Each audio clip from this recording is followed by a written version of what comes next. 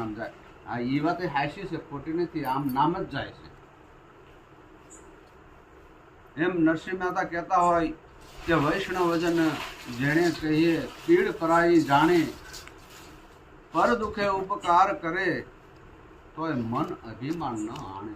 વૈષ્ણવ વજન તો જેણે કહીએ એમ જ્ઞાની પુરુષ જેને આપણે ગુરુ કહેતા હોઈએ, જે ગુરુ હોય પૂરણ એ વૈષ્ણવ જન કહેવાય. મૂળદાસ મહારાજ મહાજન કહેતા હતા, મહાજન ગાવે મૂળદાસ.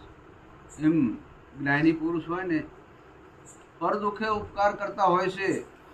કોઈ આપણી જેવા અમારી જેવા અદ્ભુત ક્યાંક આડાવાળા હાલા જતા હોય, કોઈ દારૂ પીતા હોય, કોઈ જુગાર રમતા હોય, આવા ખેલ ખેલતા હોય અને એમાં એમનો હાથમાં ખેંચતો હોય અને કેટલી મહેનત કરી અને એના દુઃખનો ઉપકાર કર્યો હોય છતાંય જ્ઞાની મહાપુરુષને મનમાં અભિમાન ન હોય એને વૈષ્ણવજન કહેવાય.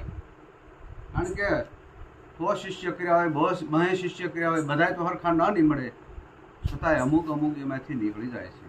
એ બધાયનો અનુભવ કરી અને તરવા મળી જાય છે. કારણ કે ગુરુ મહારાજ એના માટે એટલી બધી દયા કરતા હોય, એ પીડા દેખીને એની વાંહે પડી ગયા હોય કે આ આવડા રસ્તે જાય છે, લાઈનો પાછો વાળું.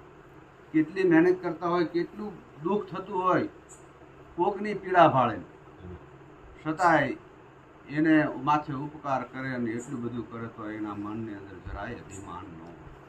આને મહાપુરુષ કહેવાય, મહાજન આને કહેવાય. કારણ કે આપણને સમજવા નથી આવતું એટલે આપણે ઊંધું હાલ્યું જાય છે, ને સમજવે તો ખરા.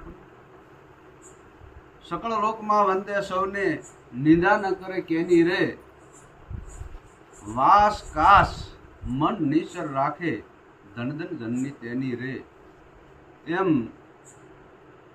સકળ લોકમાં તમને ગુરુ મહારાજ મળ્યા હોય તો તમે ઘણું બધું કળતા હોય, ઘણું બધું તમને અનુભવમાં આવી જતું હોય, એટલે બધે વંદન કરતા હતા. તમે કળો છો એટલે વંદન કરો છો, ન કળતા હોય તો વંદન